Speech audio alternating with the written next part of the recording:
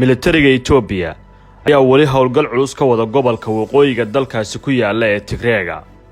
Waxay wajahayaan dagaal ay la galayaan xoogga ismaamulka deegaankaas oo ka hor yimid hanaanka ay xukuumadda dhexe u wado arrimaha siyaasadda ee dalkaas. Tan iyo sanadkii 2018 xilligaas oo awoodda Itoobiya gacantooda ay ka baxday kooxda ku sugan gobolka waqooyi ee dalkaasi. Hadal hayeen u hadlay ciidamada militariga Itoobiya ayaa daaha ka rogay inay ka gudbeen dhammaan aagaga cuslaa ee dagaalka oo ay qabsadeen dhulka muhiimka ah ee kooxaha Tigreedu ka heli jireen saadka dagaalka. Afhayeenka militarigu wuxuu sheegay in howlgalku hadda u jihaysay deegaanada Shire, Akum iyo Maqale halkaas oo ah meelaha muhiimka ah ee ay tahay in lagu ciqaabo waxa ugu yeeray inay ka soo horjeedaan nabadda Itoobiya oo ula jeeda kooxaha TPLF. Taliyaha ciidamada cirka ee dalkaasi Itoobiya, General Yilma Merdeza, ayaa isna sheegay in duqeymo ay ku burburiyeen inta badan dhammaan goobihii shidaalka, hubka culus iyo aag muhiim ah oo ay saldhigyo ku lahaayeen ciidanka Tigreega. Wuxuu sheegay in howlgalka la sii wadayo oo ay jiraan goobo bartilmaameeda. Taliyuhu wuxuu beeniyay in duqeymaha lagu beegsaday dad rayid ah, taas beddelkeedana wuxuu sheegay in shacabka Tigreegu ay yihiin kuwa afduub loo haysto ay doonayaan in laga xoreeyo kuwa doonaya inay gabaad ka dhigtaan inta galaan dambiyada caalamiga. barta gaarka ee la socodka xaaladda degdega ee gobolka Tigreega sida tooska u hoos tagtay xafiiska ra'iisul wasaaraha Itoobiya waxay wareyseen hadda kala bar howlgalka la dhameeyo ay harsan tahay in dambiilayaasha la soo geliyo gacanta ciidamada ayna wajahaan cadaaladda. xogayaha gaarka ee hagaya howlgalkan qaybtiisa warbaahinta Ambassador Ridwan Hussein ayaa hoosta ka xariiqay inay gaareen yool wanaagsan.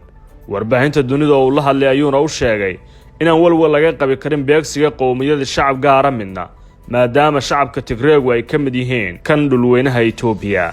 wasiirka gaashaandhigga ee dalka Itoobiya Qande Yedita ayaa sheegay inay kordhiyeen howlgalka lagu hayo TPLF, wuxuuna sheegay in ciidamadii ugu badnaa hadda ay wajahayaan kooxdan si loo soo qabto wiilo dambiilayaasha. wuxuu sheegay in ciidamada ugu xoogga badan ee dalka Itoobiya hadda la geeyay gobolka si ay kooxahan u soo afjaraan. waxaana uu sheegay inaan la beegsan karin shacabka ciidamada ayuuna sheegay in la siiyo amar adag. በዓለም አቀፍ ደረጃም ከባድ ወንጀል የፈጸመ ቡድን ነውና ተራ ወንጀለኛን የመፈለግ ጉዳይ ሳይሆን የህግ ማስከበሩ ስራ waxaanu qaadnay tallaabo aan ku xaqiijinayno saraynta sharciga. ma jiri doonto faragelin shisheeye. kooxda burcadda waxaan ka qaadaynaa tallaabada ku habboon. mana jiri doonto faragelin dibadda ka imaanaysa ilaa aan sharciga hor keenno tallaabana aanu ka qaadno kooxahan argagixisada ee TPLF. waxa uu sheegay inaysan jirin qowmiyad in ciidanka dhexdiisu ay u kala saarayaan dadka.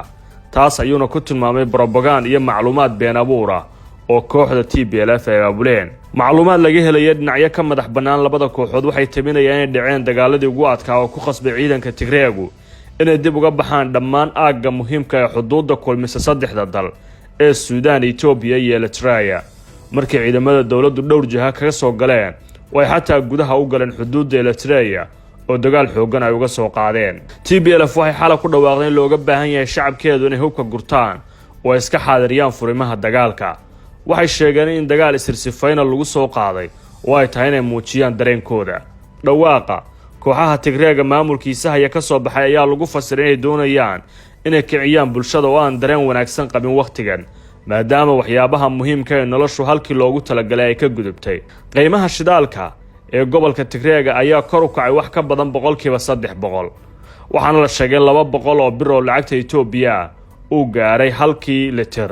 horeyna waxa uu ahaa 12 bir. waxaana 200 ee bir u dhigantaa lacag ka badan $4. kumanaan barakacayaal ayaa ka gudbay soodinta Suudaan iyo Itoobiya, laakiin laftirkooda ayaa la marinayaa tallaabooyin oo lagu kala saarayo askarta goosanaysa iyo dadka rayidka sida ay sheegeen booliiska xuduudda.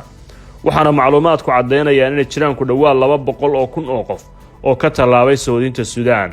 dadkan ayaa la sheegay inay u badan yihiin qowmiyado aan ka soo jeedin Tigreega, gaar ahaanna waxaa la sheegay inay u badan yihiin dad Soomaaliyeed oo halkaasi hore ugu noolaa. sida ay muujinayaan muuqaallo laga soo duubay magaalada Maykadra, waxaa in ka badan 215 qof lagu aasay shilagala magaaladaas. deegaankan ayaa ku dhow magaalada muhiimka ah ee Humera oo ka baxday gacanta Tigreega.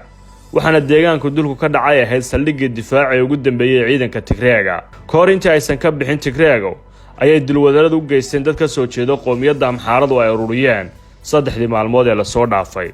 dadka ayaana meydkooda laga soo arooriyo goobihii ay ku tagteen, falkaasna waxaa loo arkay dambi dagaal. irdaha wadahadallada ayaa soo xirmay markii ra'iisul wasaaraha Itoobiya Abiy Ahmed diideen wadahadal la gala TPLF, wuxuuna sheegay in cadaaladda ay wajihi doonaan kuwii laayay ciidamada xoogga dalkiisa ee ku sugnaa saldhigga waqooyi. laakiin cadaadis xoog leh oo socday ayaa wali u muuqda mid ay wadaan Midowga Afrika iyo wadaadada kaniisadaha Itoobiya oo ka cabsanaya dagaalka Itoobiya. madaxweynaha dowladda deegaanka Soomaalida Mustafa Maxamed Cumar oo maalmihii u dambeeyay dhacdada dagaalkan uga warramay warbaahinta caalamiga ayaa sheegay in haddii aan tallaabo laga qaadin TPLF oo sheegay in halaag badan ummadda Itoobiya ay dhici doonto inay kala tagto Jamhuuriyadda Federaaliga ee Itoobiya.